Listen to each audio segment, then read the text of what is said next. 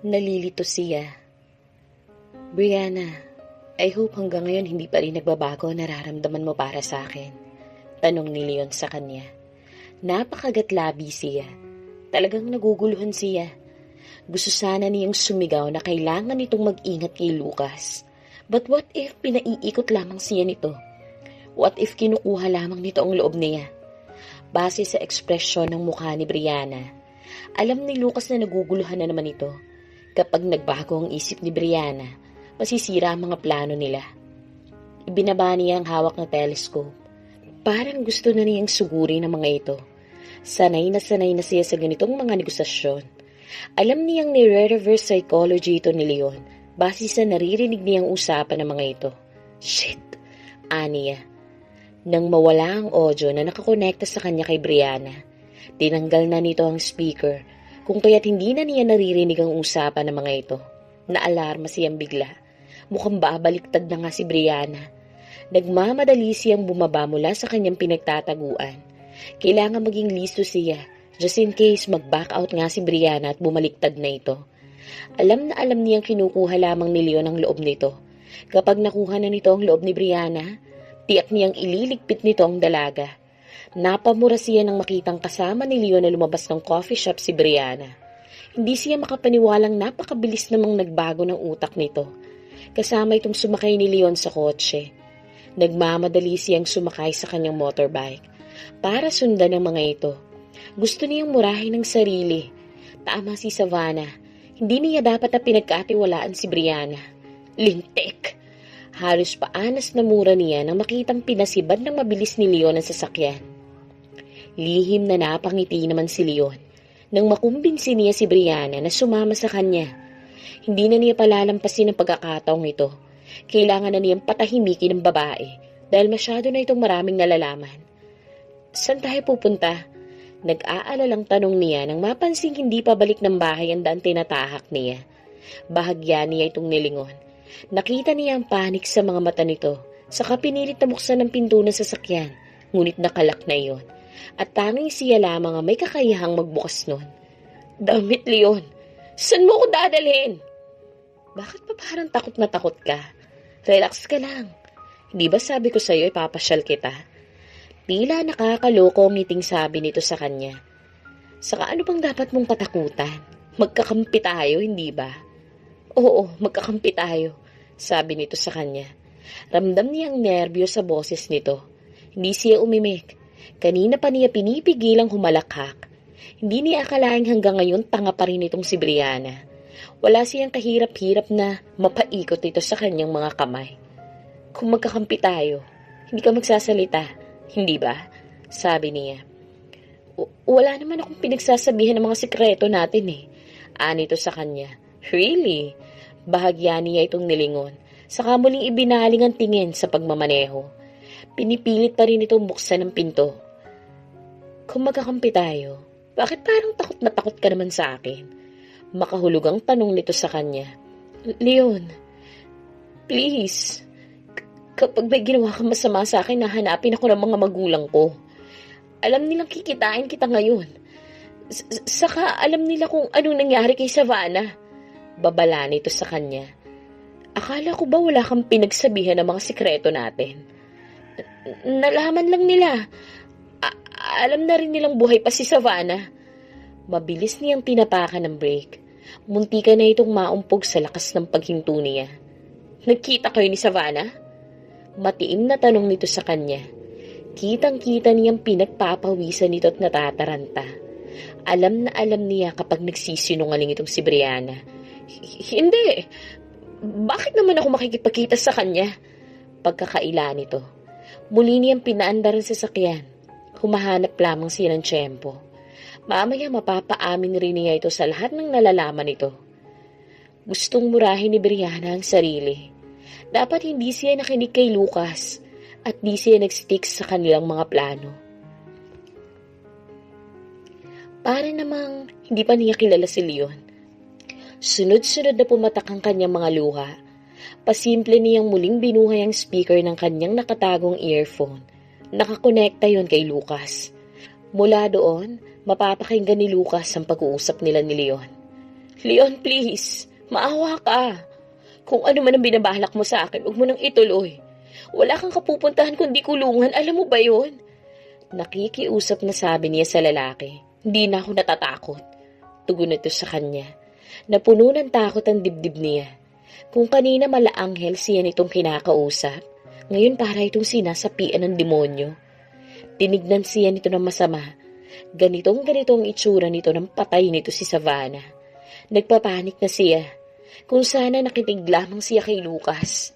Bakit pa ang tanga-tanga niya? May sumusunod sa atin. Anitong muling inihinto ang sasakyan at hinablot ang earphone na nakatago sa tenga niya. Damn it! Nangangatal ang buong katawan nito sa galit habang nakatingin sa kanya. Hindi siya makapagsalita. Nakita niyang nakatitig ito sa rearview mirror. Malamang inaabangan kung sino ang sumusunod sa kanila. Kinuha nito ang baril, pinababa siya ng kotse. Saka itinutok sa sentido niya ang baril. Parang may biglang tumalo na kung ano sa puso ni Savannah. Bigla siyang napuno ng takot. Anong problema? Tanong ni Tamara. Nang mapansing bahagya siyang natigilan at napuno ng takot ang muka. Ewan ko ba? Bigla akong kinabahan eh.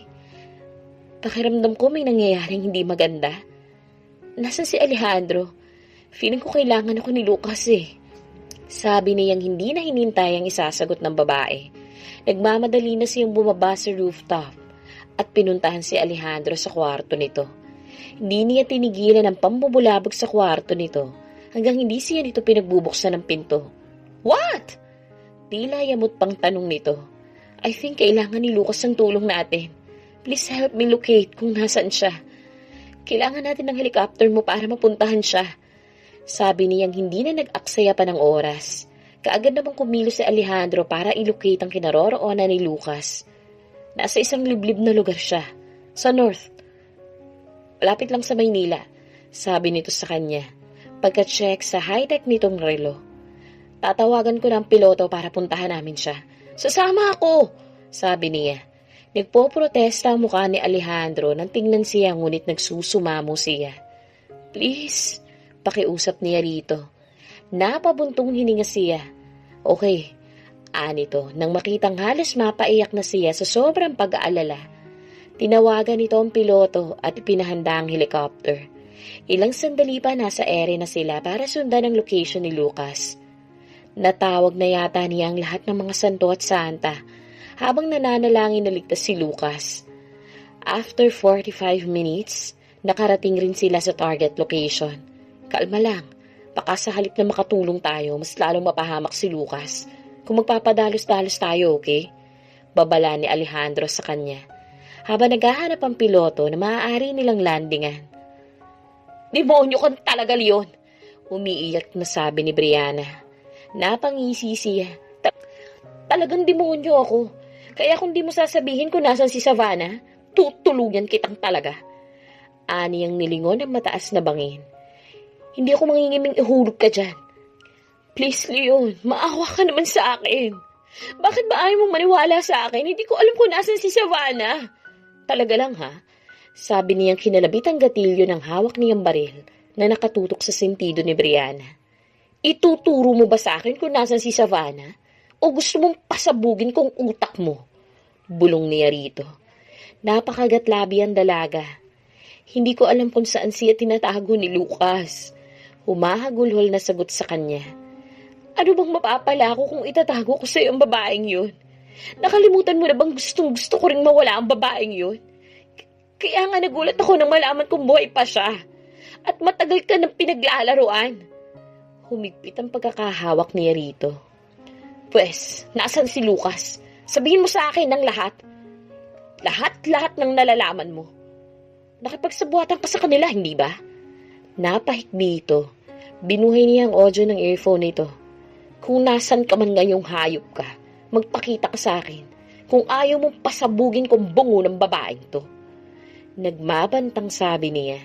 Napangisi siya na mula sa kung saan, unti-unting lumitaw si Lucas mula sa pinagtataguan nito at taas kamay na naglakad palapit sa kanya. Alam niyang matalino si Lucas at sanay na sanay ito sa pakikipagbakbakan, kaya kinaladkad niyang palayo si Brianna. Isang pagkakamali mo lang, todas ang babaeng to. Ngumiti si Lucas. So what? Wala namang mawawala sa akin kahit mamatay pa ang babaeng yan. Ano bang pakialam ko dyan? Matapang na sagot nito sa kanya habang papalapit sa kinaroroonan niya. Nagpanik siya. Hindi ako nagbibiro. Papatayin ko ang babaeng to kapag lumapit ka. Babala niya rito. Go ahead. Tila nangahamon pang sagot nito sa kanya. Talaga ba? Akmang ipuputok na niya kay Brianna ang hawak na baril. Nang bigla na lamang siyang talunin ni Lucas.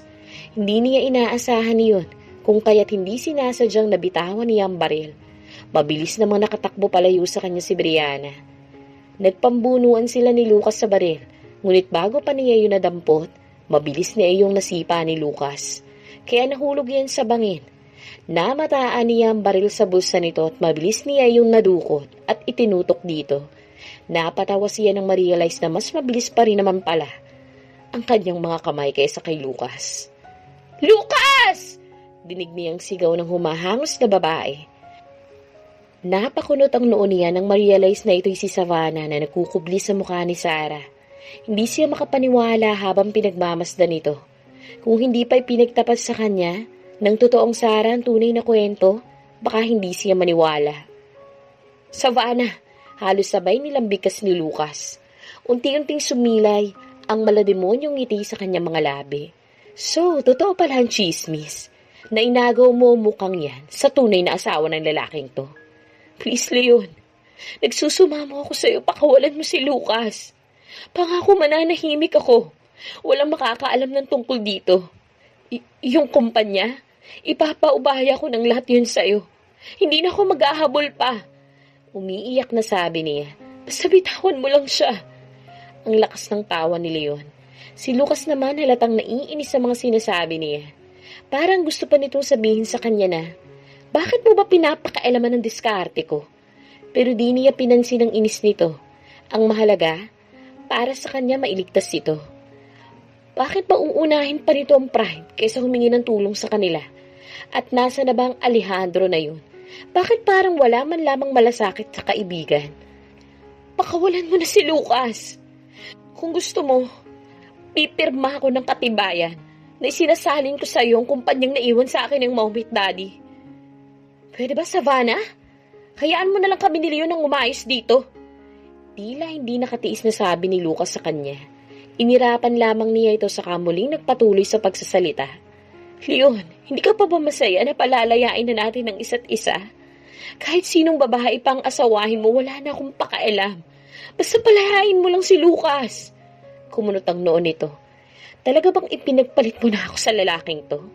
Nasaan na yung dating Savannah na halos sambahin ako? Sumbat ni Leon sa kanya.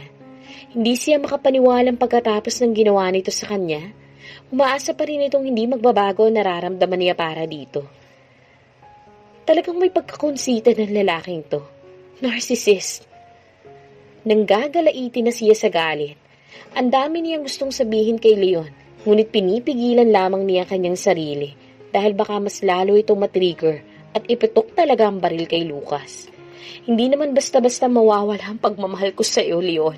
Pagsisinungaling niya. Kitang-kita niyang dumilim ang mukha ni Lucas nang marinig ang sinabi niya. Ngunit kailangan niyang sabihin ang gustong marinig ni Leon. Kahit pa nga parang gusto nang bumiliktad ng sikmura niya. Narinig mo? Mahal pa rin ako ni Savannah. Tila nagyayabang nasabi ni Leon kay Lucas. Hindi umimik si Lucas. Hindi niya alam kung anong tumatakbo sa isipan nito ng mga sandaling iyon. Ngunit alam niyang galit ito. But damn it, mas mahalagang mailigtas niya ang buhay nito laban sa kademonyohan ni Leon. Ang totoo, mahal pa rin naman kita, Savannah. Nung malaman kong ikaw si Savannah, hindi ka na nawala pa sa isipan ko. Parang nababaliw na sabi ni Leon sa kanya. Palagi kitang napapanaginipan. Pwede naman tayo magsimulang muli, hindi ba? Pwede nating kalimutan ng lahat ng mga pangit na nangyari. Gustong-gusto niyang sampalin si Leon sa mga kahibangan na pinagsasasabi nito. Ang kapal naman ng mukha nitong umasa na magkakabalikan pa silang dalawa pagkatapos ng mga nangyari. Besides, talagang wala na siyang makapang kahit na anong damdamin para rito. Pero kailangan niyang umakting. Pwede naman. Patatawarin kita at kakalimutan na natin ang lahat, Leon. Mahinahong sabi niya sa dating asawa. Kitang-kita niya ang pagtatagis ng bagang ni Lucas, ngunit hindi niya yun pinansin. Pero kung magkakabalikan tayo, kailangan wala ng asungot. Kailangan nang mawala ng mga ito sa buhay natin. Sabi nitong kinalabit ang gatilyo. Napahiyaw siya. Anak ng tete, papatay na muna kita bago mangyari yun. Yamot na sabi ni Lucas saka mabilis nitong naagaw mula kay Leon ang tanga na baril at itinutok dito. Gulat na gulat si Leon. Nagpupuyos naman sa galit si Lucas habang nakatingin dito. Ang kapal na mukha mong sabihin kay Savannah na kalimutan na ninyo ang lahat at magsimula ng bagong buhay. Nakakalimutan mo na ba kung anong ginawa mo sa kanya? Napangisi si Leon. Bakit? Nagsiselos ka ba dahil hanggang ngayon? Ako pa rin ang mahal niya, ha? Tila nagmamalaking sagot ng dati niyang asawa. Kawawa ka naman. Iniilusyon mong si Sarah si Savannah. Sabi nitong napatingin sa kanya. Pustahan tayo. Sukang-suka ang lalaking to. Kapag naaalala ang dati mong muka, sinabayan pa nito ng malakas na tawa. Parang may tumadyak sa dibdib niya sa sinabi ngayon ni Leon. Mahal ko si Savannah at hindi ako kagaya mo na masyadong mababaw. Ang pamantayan ng pag-ibig. Dinig na dinig niyang sigaw ni Lucas dito. Talaga lang, ha? Sige nga, ibalik mo nga sa dati niyang anyo yung babaeng niya. Tingnan ko lang kung kaya mo pa siyang pakisamaang muli, sagot ni Leon dito. Hindi na nakatiis pa si Lucas. Binaril nito ang paa ni Leon. Napasigaw siya. Biglang tumiklop si Leon. Napaluhod ito na makita ang umaagos na dugo sa paa niya. Pasalamat ka, binuhay kita. Dahil gusto kong pagbayaran mo sa bilangguan ng lahat ng kasamaang ginawa mo. Nagpupuya sa galit na sabi ni Lucas dito. Ilang sandali pa, lumabas na sa eksena si Alejandro na may dalang posas. Pwede na ba ako makialam? Tanong nito kay Lucas, na humihingi ng basbas nito bago iposa si Leon. Tumango si Lucas dito. Mabilis itong pinusasan si Alejandro at pinalakad papunta sa helicopter. Sabihin nyo lang kung nagbago na ang isip nyo. Pwedeng-pwede ko siyang ihulog na lang sa ere. Nakangisi pang biro nito kay Lucas. Tipid ang ngiti na tinugon dito ni Lucas. Lumapit siya rito, ngunit hindi siya nito pinansin. Galit ka pa sa akin? Napaismi dito. Talaga bang may bala ka pang makipagbalikan sa kanya, ha? Sita nito sa kanya. Alam mo naman, joke lang yun eh.